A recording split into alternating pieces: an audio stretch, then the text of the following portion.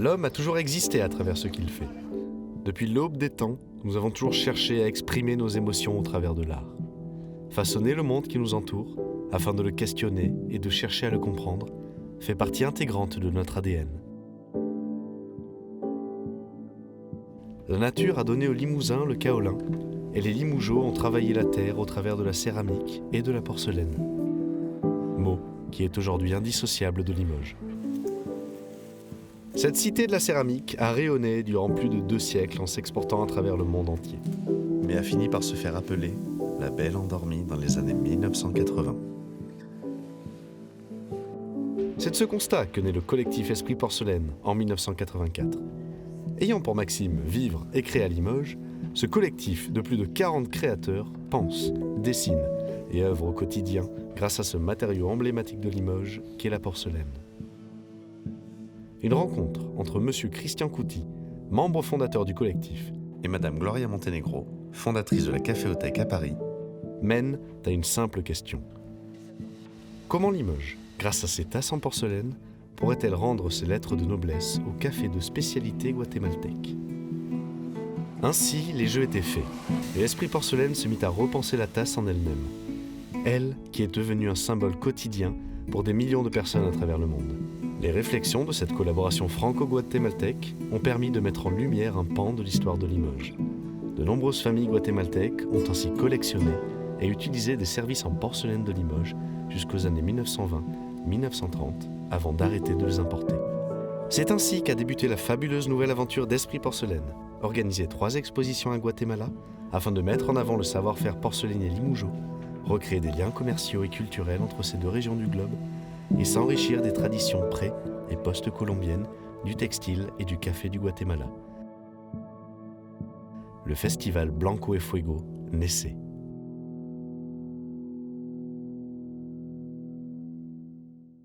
La céramique est un peu comme elle se situait il y a quelques années en France, est considérée un peu comme un art mineur, j'ai l'impression, dans ce pays. C'est-à-dire qu'on ne donne pas d'importance beaucoup à la céramique.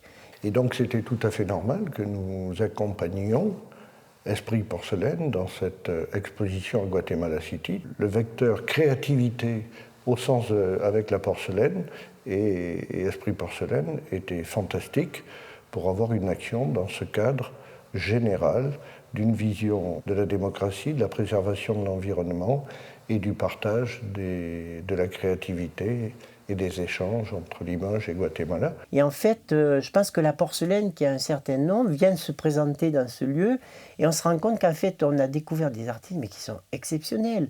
C'est entre l'histoire de la terre et le son.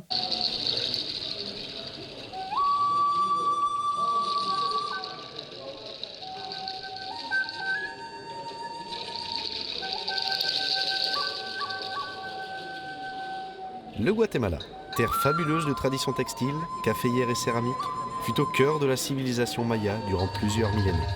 L'héritage céramique laissé par cette civilisation précolombienne est encore très présent dans ce pays de Centramérique, et malgré les quelques 9000 km qui séparent nos 2 pays et une barrière de la langue instaurée par l'histoire, les techniques permettant de façonner la terre restent très similaires.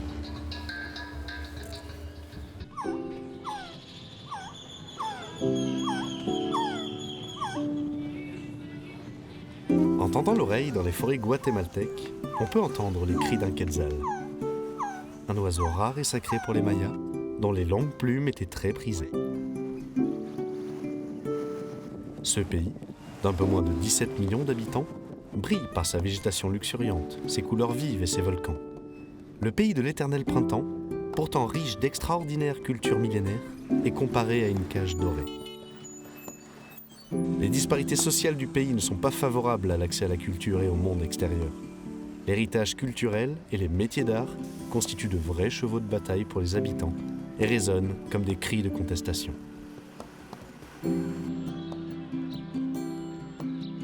Le voyage Blanco et Fuego nous a conduits jusqu'à la ville de Chinautla, située non loin de la capitale guatémaltèque, à la rencontre d'une fabuleuse artiste céramiste qui exprime son amour et ses cris politiques en façonnant la terre.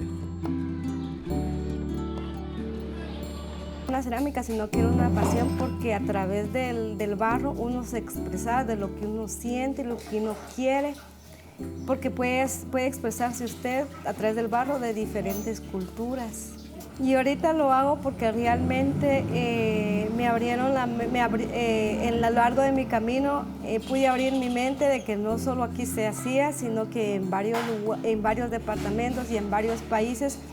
Y eso hace realmente que uno puede trabajar más y además que realmente yo lo trabajo porque realmente veo crecer a mi hijo al mismo tiempo que estoy en la casa y al mismo tiempo puedo ayudar en la economía con mi esposo para vivir cómodamente, vivir y tener lo necesario. Realmente cuando yo era niña me conmovía mucho aprender lo que hacía mi mamá, pero al mismo tiempo tenía una recompensa porque al final ganábamos dinero.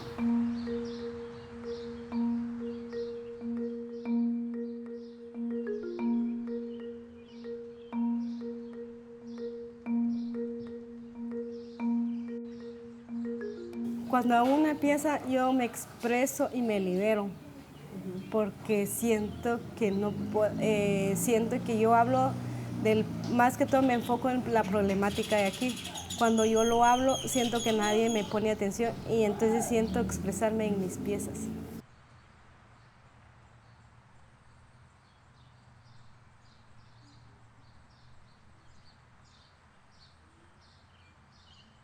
Trabajo solo con las manos y unos instrumentos que son muy sencillos, más para darle forma, para darle más o menos algún diseño que yo quisiera. Son materiales que uno puede encontrarse en la casa, por ejemplo, el cabo de una peine, una cuchara, un tenedor, cositas sencillas. Realmente es lo que a mí me gusta. Es lo que a mí siento expresarme en ella y sin ella no siento expresarme en eso y es una necesidad que es de mí.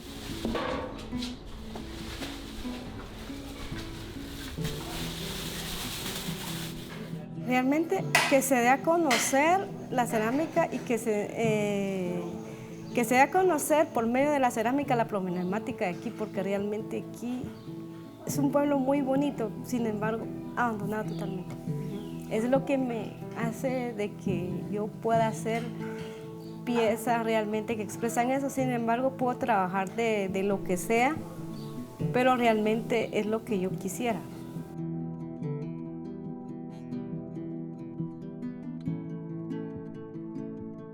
Et il y a des céramistes qui travaillent dans des conditions presque lamentables dans ce pays. Et je pense que si des expositions peuvent être aussi le moteur pour apporter à des pays ou à des choses, faire prendre conscience que cette céramique, elle est notre terre, elle est notre construction, elle est nous-mêmes un peu.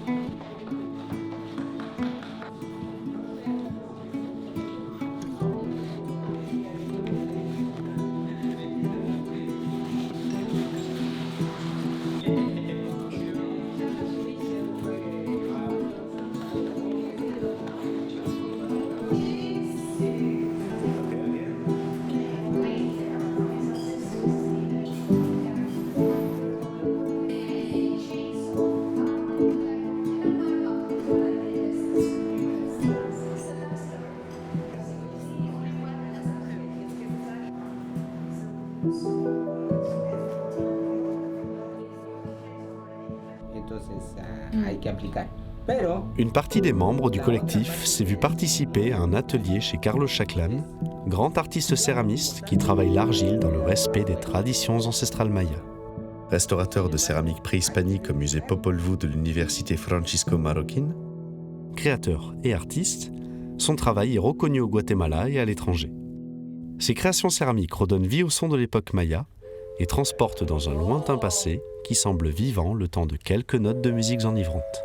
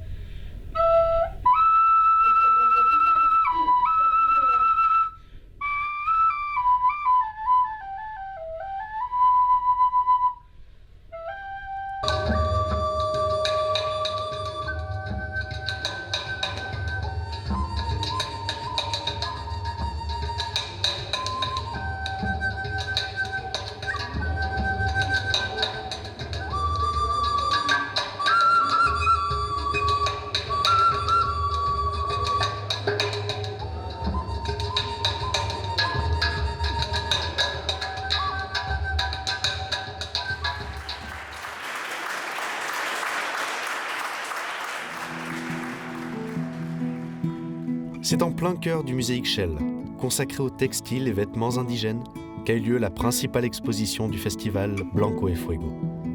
Colonnes, supernova, tapisseries de feltin, billets de porcelaine, lustres, assiettes, tasses à café, vases. Le quotidien se mélangeant à l'abstrait et à l'art décoratif. C'est bien là où réside la force du collectif Esprit Porcelaine. Détourner nos habitudes, se questionner autour de la matière, inventer, réfléchir et chercher. Chercher ce que la terre a à nous apprendre et rendre accessibles les œuvres des artisans porcelainiers grâce à une scénographie rendant hommage à l'architecture précolombienne du Guatemala.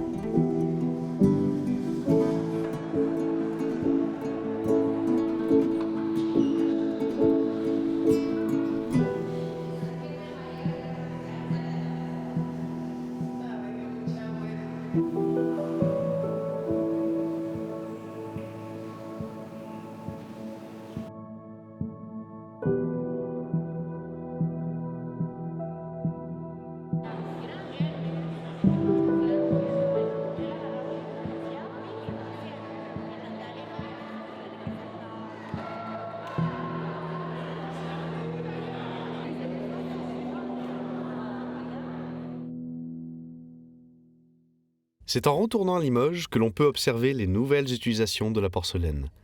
Longtemps réservée aux arts de la table, la porcelaine a dû se renouveler en s'associant à de nouveaux supports, en faisant évoluer ses techniques et en se modernisant.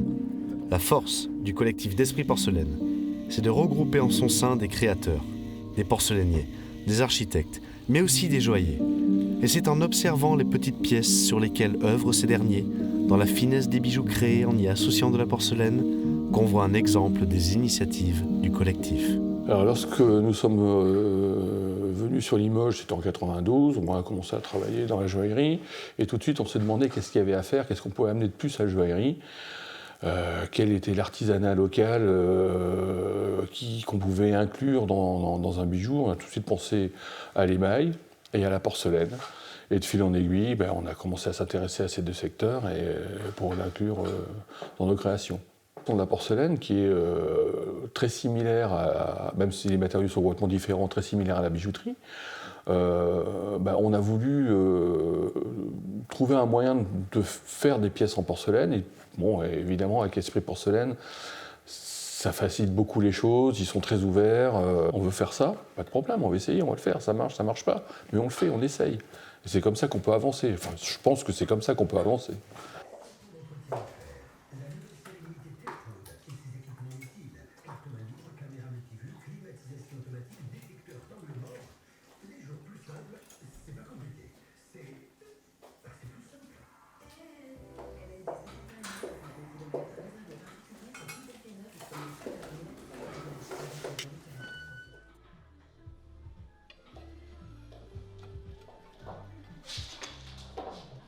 Nous, dans notre métier, on travaille des petites pièces avec un maximum de finition, de détails.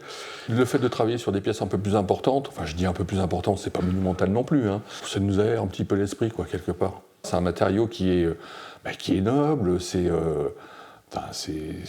une belle matière, la porcelaine. Ça peut être brillant, ça peut être mat, ça peut être satiné, ça peut avoir un côté brut comme un côté hyper bien fini. Il y a beaucoup de marques de luxe qui communiquent sur les savoir-faire. Donc ça revient à la mode, même si ils commercialisent d'autres produits qui n'ont rien à voir. Mais le savoir-faire, c'est une richesse quelque part. Ça a été dénigré souvent, tiens, tapissier, machin, bon, c'est un travail manuel, et puis point barre, quoi. Nous devons continuer à former des jeunes talents sur place de telle manière qu'il y ait ce vrai renouvellement. Et cette vraie transmission, ce qui fait la force de l'humanité, c'est transmettre. Et une fois que vous avez transmis et que la compétence est acquise par un plus jeune, lui-même va y apporter sa créativité particulière pour transmettre à son tour. En fait, on se rend compte maintenant que ce travail manuel, pour arriver à acquérir une bonne performance, une bonne précision, il faut des années de pratique, quoi. Des années de médecine. C'est pareil.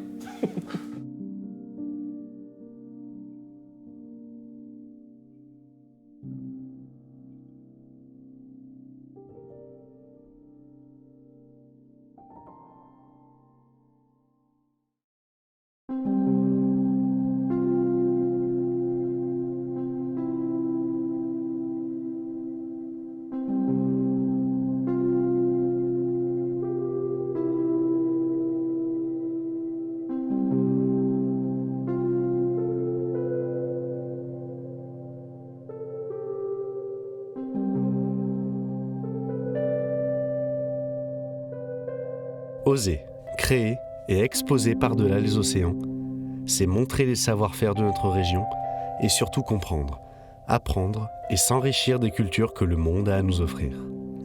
Au bord du lac Atitlan, la ville de San Juan La Laguna offre à la coopérative Casa Flor y Chaco un paysage volcanique qui, dit-on, aurait inspiré Antoine de Saint-Exupéry pour donner naissance au paysage du Petit Prince. Cette coopérative est exclusivement tenue par des femmes qui créent, tissent et défendent chaque jour leur art du textile. Une tradition familiale ancrée dans le pays depuis plusieurs siècles, faisant écho à l'attachement de Limoges à sa porcelaine. Desde mi punto de vista personal, sí, definitivamente Guatemala no fuera Guatemala si no fuera por las tradiciones. En realidad es importante también reconocer que un país lo hacen las personas que viven en él. Sin embargo, Guatemala es... O sea, yo tengo un ejercicio que hago, que tengo un mapa en blanco. Guatemala sería un país más, ¿verdad?, con sus municipios y departamentos. Pero Guatemala tiene un detalle a favor, que es la tradición textil y todas las tradiciones que se practican en Guatemala.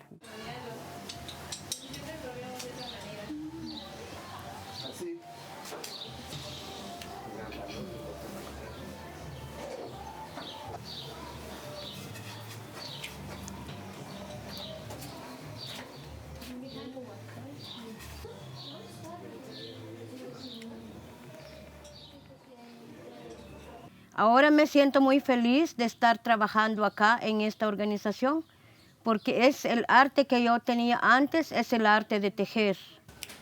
Porque el arte de tejer es un arte para mí que ayudé mucho a mis padres, a mi familia, para ese arte. Porque aquí en San Juan La Laguna antes es una gran pobreza, no había nada, no había dinero, pero no había turista. Pero hace como 10 años, cuando entró el turismo por acá, entonces allí donde nosotros empezamos a negociar bastantemente con nuestro arte de tejer.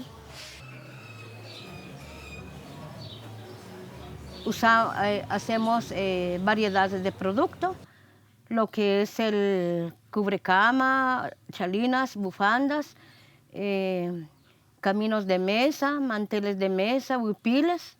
Por ejemplo, este huipil que yo porto ahorita significa nuestras abuelas antes hacían su traje típico con el rojo y el algodón blanco.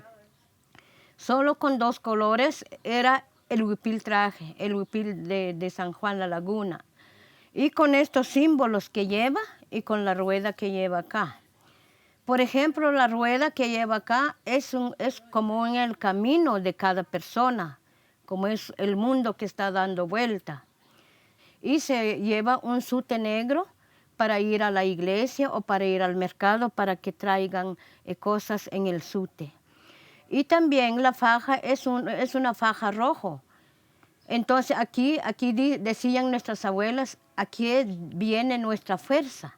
Porque cuando uno aprieta la cintura, aquí es la fuerza. Uno tiene que agarrar rápido las cosas, uno tiene que tejer bien para que esté bien la mujer. Sí.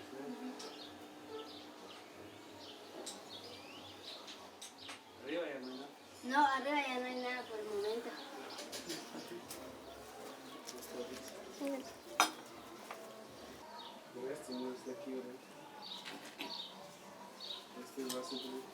¿Cómo? No, eso eran antes, no había demasiado espacio para plantar. Como el pueblo es pequeño, entonces... Para mí o para nosotros, las mujeres que estamos acá en Casa Flor y Chaco, es muy importante, porque el químico daña mucho la naturaleza, daña el medio ambiente. En cambio lo que es el algodón orgánico no infecta la piel y tampoco hace daño a nuestra madre tierra, porque nosotros usamos abono orgánico para que no contaminamos ya nuestro medio ambiente. No sé cuántos años tenían nuestros abuelos cuando se murieron, venía ese traje típico, Por eso ahora nosotros en las escuelas como Consejo de Ancianos, yo soy uno de Consejo de Ancianos en la comunidad, es muy importante. Entonces nosotros salimos en las escuelas a decir a los niños, a los maestros, que empezamos a consumir ya nuestro traje típico. Porque hay algunos ya se visten con los que visten las otras personas, pero nosotros no queremos que se pierda nuestra cultura, porque esta es una presentación indígena. Presentamos la dignidad de la mujer y presentamos que somos indígenas, que sí podemos hacer como hacen las otras personas de alta categoría. Nosotros podemos también, no solo la gente licenciada, no solo la gente de organizaciones, no, sí que nosotros podemos hacer. ¿Por qué? Porque tenemos nuestro talento, tenemos boca para hablar y pensamos lo mismo que ellos piensan. Eso es lo que tenemos que seguir nosotros. Porque si dejamos la historia, la cultura nuestra, entonces sería ya una vida que ya no tiene futuro. Ya casi como los hippies, las otras personas, ya es igual, pero a mí no me gusta, porque los niños ahora ya hablan ya mucho español, que su tujil, entonces su tujil ya casi está perdiendo. Pero yo les digo a los padres, cuando yo platico con los de misma edad, hay que decir a nuestros niños, nietos, de que captan lo que es lo nuestro, que no captan de otras personas, otros lugares, sino que lo nuestro tenemos que seguir, porque es muy bonito. L'ouverture des marchés et des frontières, ainsi que l'expansion économique et démographique mondiale, nous ont poussés à changer nos habitudes de vie. L'artisanat, avec l'arrivée de l'industrialisation, s'est métamorphosé et les savoir-faire, héritage de centaines d'années d'essais de perfectionnement, ont dû s'adapter au monde moderne. C'est de cette réalité qu'émerge en 1981 la Nueva Fabrica à Santa Ana, non loin d'Antigua, ancienne capitale du Guatemala colonial.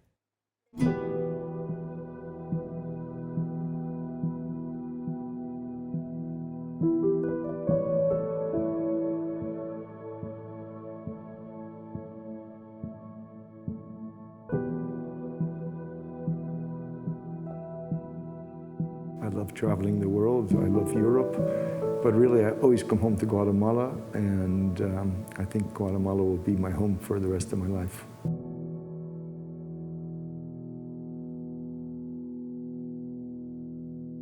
Well, I came here originally as a photographer. Moving on, I met some weavers while I was photographing, and I started developing in 1980 some weavings up in a town called Momostenango. During 1981, when the armed conflict became very dangerous to travel, I moved the weavers to Antigua, and that was the beginning of our mill in 1981 here in Antigua.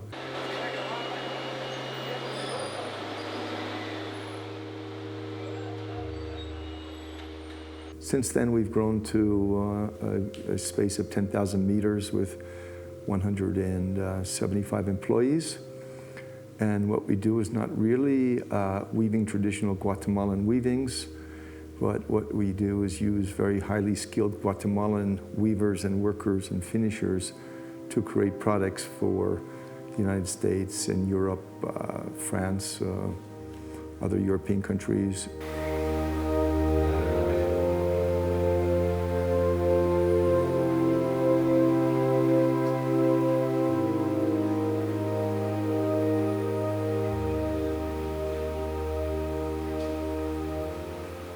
So what we actually weave is wouldn't be recognized as a Guatemalan product, but we have amazing craftsmen that do beautiful work here. People in the mill, we have many women who weave still in the traditional techniques. This also gives them the skills to manipulate the weavings and finish them beautifully. The men who have never been weavers before they came here, but came from weaving homes. 10% of the Guatemalans are weavers, and many of the people have weaving in their history and in their home life. Their families, their mothers were weavers. Some certain types of weaving are done by men. So we're using their skills to create something that is a product that is needed in the world.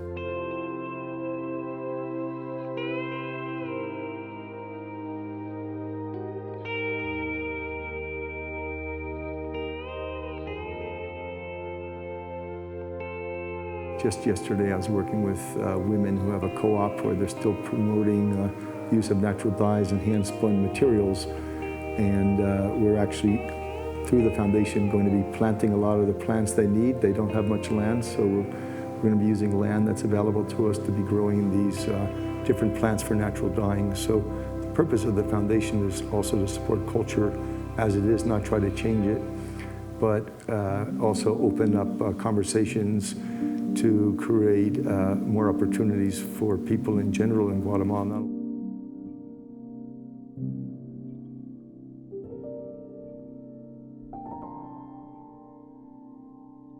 Ce pays, en dehors de la porcelaine, a une richesse en matière de tradition du textile qui sont hyper importantes pour un regard du créateur, pour l'histoire de la couleur. Nous avons ici Aubusson, on a amené des tapisseries d'Aubusson et de Felletin dans ce musée du textile.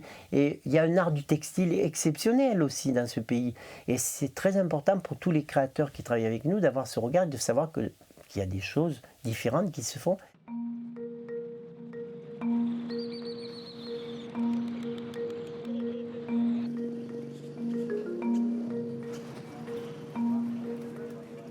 En plein cœur historique de la ville de Guatemala se cache le musée Casa Mima, dont l'architecture rappelle l'époque républicaine guatémaltèque des 19e et 20e siècles. C'est dans cet espace figé dans le temps que le collectif Esprit Porcelaine a organisé sa seconde exposition, où une incroyable collection de porcelaine nimoujoud du 19e et du début du 20e siècle, présente au Guatemala, s'est naturellement mariée avec les créations contemporaines du collectif.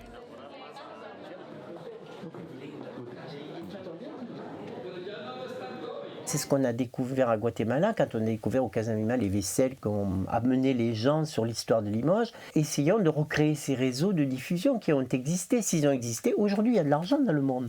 Et il est anormal que tous ces réseaux aient disparu de distribution. Et aller se questionner, montrer son produit, montrer qu'on existe, c'est réouvrir les réseaux.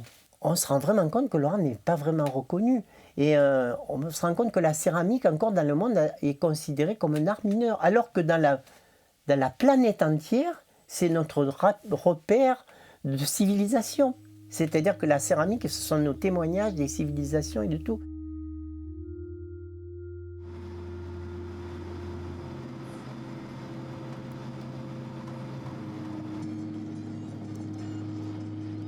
Le café a marqué le point de départ du périple d'Esprit Porcelaine et c'est naturellement que le galion Blanco et Fuego navigua en territoire néo-aquitain et guatémaltèque à la découverte des baristas, de l'économie et de l'histoire du café.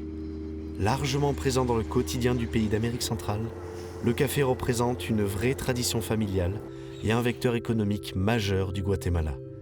Ses terres volcaniques et son climat offrent une terre d'accueil idéale à la culture du grain de l'or noir.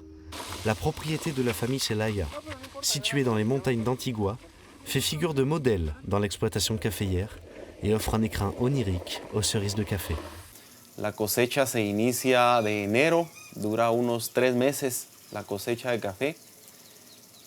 Toda la cosecha se procesa aquí. Aquí se va a beneficio húmedo, beneficio seco, hasta su momento de exportación. Alors le café, c'est évidemment une boisson nationale.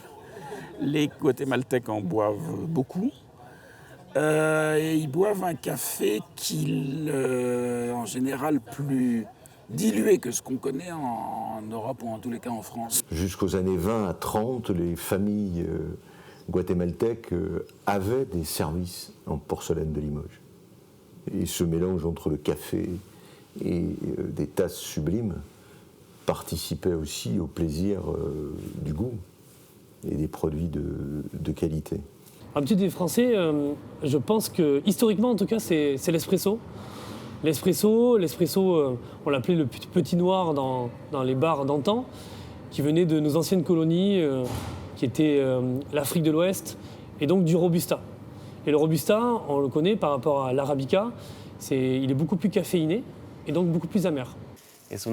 Maneja muchas variedades, manejan variedades geisha, tenemos java, maragogipe, tequisic, borbón. Aquí, a la izquierda.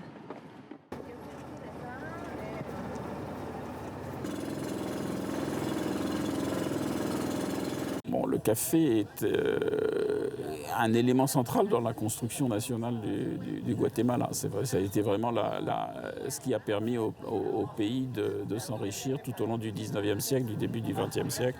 Et vous avez des familles de propriétaires terriens qui sont venus d'Europe précisément pour la culture du café. Des productions qui sont essentiellement le fait de grosses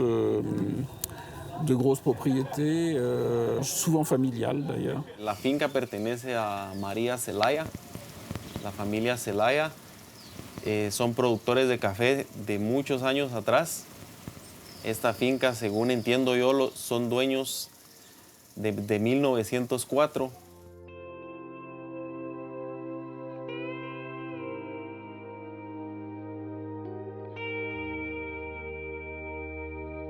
À ma connaissance, les principaux marchés sont le Japon, les États-Unis et beaucoup l'Allemagne aussi. Sí, la exportación beneficia mucho a los pequeños productores y a los productores, porque se busca un mejor precio, y esto también conlleva que el propietario o el productor puede ofrecer algo mejor a sus trabajadores. Abre muchas opciones de generar un crecimiento para el país, que creo que eso es lo que todo mundo es lo que quiere y lo que busca como guatemaltecos, es generar mejores ingresos, generar un mejor estilo de vida, y creo que a través del grano o a través del café eso es lo que se busca.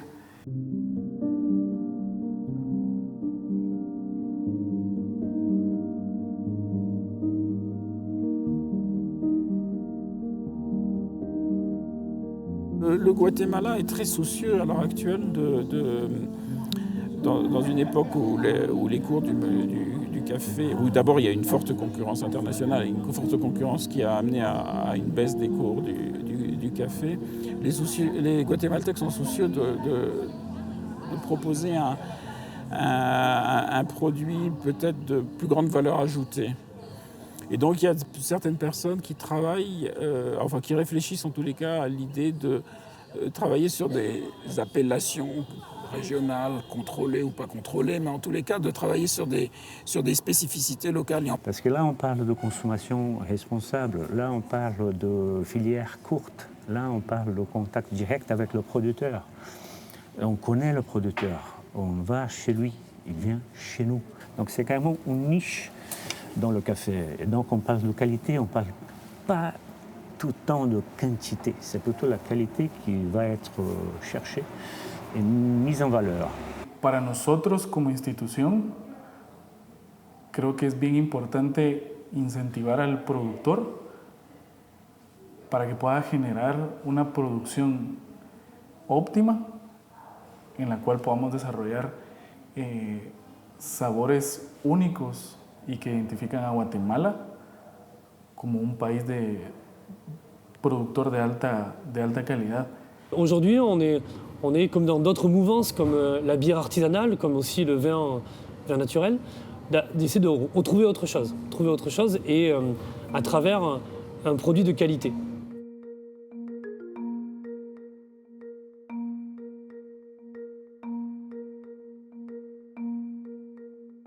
Creo que la gente aquí se despierta con una taza de café y se duerme con una taza de café.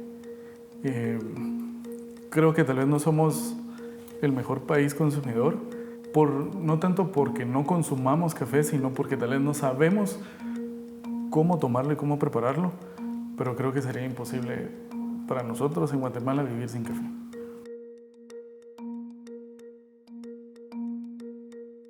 L'aventure Blanco et Fuego, par cette mise en lumière des métiers d'art limousin, a également été le théâtre d'un dîner de gala mélangeant habilement porcelaine de Limoges et tradition culinaire guatémaltèque. Deux univers, séparés par l'Atlantique, murmurant pourtant une liaison bien plus intime. Les réflexions, Les associations techniques, le respect de l'héritage culturel et la modernisation ont été les protagonistes de la pièce qu'a interprétée la chef restauratrice du gala. La maestra de Chef de mon cœur jouait sans le savoir le rôle d'un créateur porcelainier.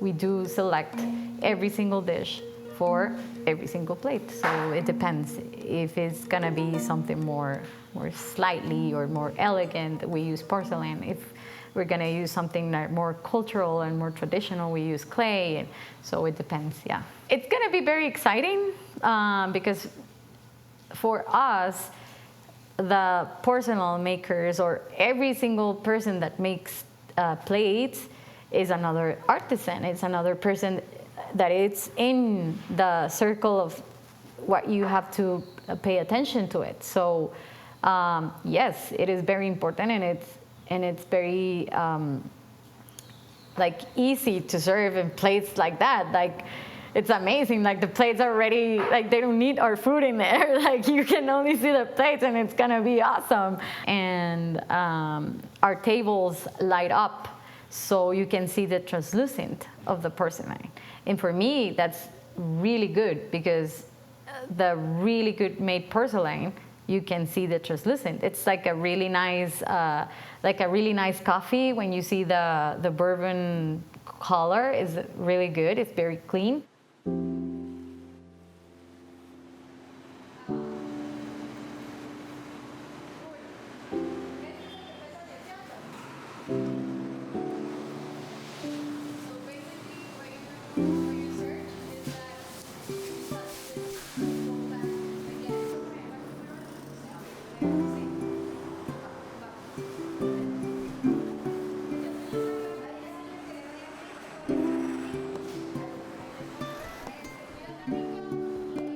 It's super important to us to know how they do stuff. In this kitchen, every single thing that we do is based on the why. Why are you doing this? Every detail that we can absorb from every farmer, every porcelain maker, every clay maker, every artisan is super important to us in the kitchen because we can absorb every single thing that it matters to you. So.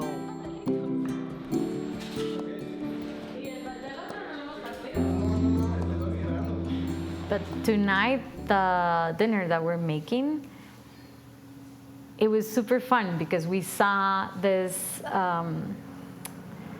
mirror type of food that we're making. Is like we're using French techniques with Mayan techniques. This is our type of cuisine. We don't like to talk about Mayan cuisine here in our kitchen because I think we should have a lot of respect to them.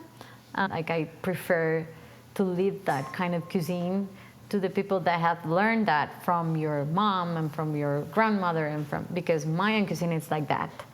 Like you have to learn it as a tradition in your family. We use as an inspiration everything that goes around Guatemala, like the colors, the textures, the ingredients, especially the ingredients. We don't use anything that it's not grow here. So we get inspired of the man that sells hot dogs in the streets or the lady that makes tamales in her house, like every single that it's more cultural than Mayan, because I think that Mayan is like more respectful for us. Basically, what you're seeing today in the dinner is that we're using this French and Guatemalan techniques in the plates mixed, because I think that most of our cuisine around the world, it's very similar when you see like very, very deep. So you're gonna see very Guatemalan type of dishes, but when you see them, they're like very French too. It's gonna make sense to you. The names are the one that changes.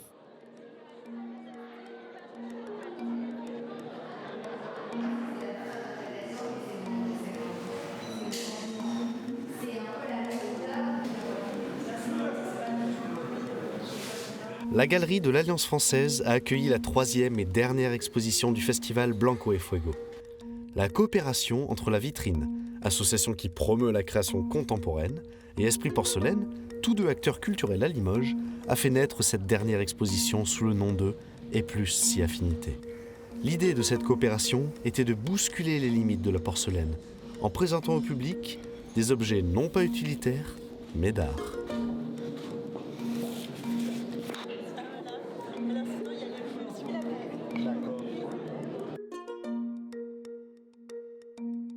Moi, je crois beaucoup aux gens qui voyagent, qui s'ouvrent. Alors aujourd'hui, ça ne fait pas partie de la politique parce qu'on est dans un monde qui va se questionner à travers ça, parce que quand on sait que le tourisme et les voyages sont le premier polluant de la planète, on se questionne parce qu'on se dit aussi, on fragilise peut-être quelque chose.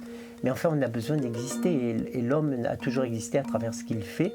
Nous leur faisons connaître ce que nous sommes et en allant chez eux, nous les reconnaissons et nous apprenons ce qu'ils sont, nous apprenons de leur histoire. Nous sommes là dans des patrimoines historiques qui, par-dessus les océans, vont s'enrichir et montrer à la fois les invariants anthropologiques et toutes les variances qui ont été apportées par le fait d'être dans des territoires différents et d'avoir des histoires parallèles avec l'évolution du temps. Et la porcelaine, pour moi, je pense que c'est un matériau qui est tellement, en fait, inexploité, qui a été exploité dans certains domaines, mais je pense qu'on peut faire tellement de choses avec que j'ai vraiment envie de la voir vivre dans tous ses possibles. C'est une matière qui est très difficile à travailler, très difficile à dompter. Certains ont des termes beaucoup plus crus que moi pour en parler. Mais je pense que c'est un matériau merveilleux, que j'aime beaucoup, parce qu'il a une telle... peut-être que cette complexité, elle nous permet de mieux aussi nous comprendre. C'est-à-dire quand elle nous torture, elle nous permet d'évoluer. Parce que moi, je ne crois pas aux choses faciles. La facilité ne nous apporte rien. La difficulté, l'effort, nous construisent et nous enrichissent. Et je trouve que cette porcelaine, elle n'arrête pas de nous tourmenter. Parce que moi, j'ai la pratique depuis bientôt 45 ans. Et j'avoue qu'à chaque fois, j'ai un émerveillement quand je fais quelque chose parce qu'elle m'a fait avancer de pas dans la vie et aussi dans ma vie personnelle. Parce qu'elle m'a questionné, elle m'a interrogé, elle m'a apporté, mais des fois, elle m'a torturé, vraiment torturé.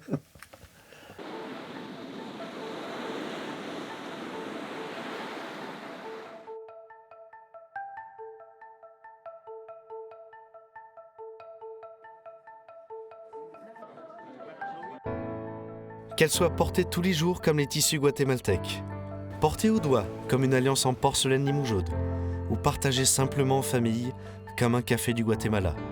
Les réalisations des artistes et des artisans fascinent. L'art forge notre identité, représente un vestige intemporel de notre passé et nous questionne sur notre avenir. Notre patrimoine culturel est riche, inquantifiable et remarquablement fragile. Le monde change, les civilisations mutent, et la conservation de notre patrimoine est plus que jamais d'actualité. Des femmes et des hommes tissent, cultivent, façonnent la terre, dessinent, imaginent, inventent chaque jour à travers le monde et font vivre aujourd'hui notre héritage et l'imaginent pour demain. Le projet Blanco et Fuego a eu pour but d'exposer les savoir-faire limougeaux au Guatemala, d'échanger culturellement et artistiquement, de rouvrir les liens commerciaux qui ont existé entre nos deux pays et d'apprendre de la culture latine. Une poignée d'hommes et de femmes, motivés par l'envie de faire, de montrer et de partager leur savoir-faire, a suffi à être le moteur d'une aventure de plus de 2 ans, regroupant des dizaines de partenaires politiques, économiques, culturels, industriels et humains. Tout a débuté autour d'une tasse de café.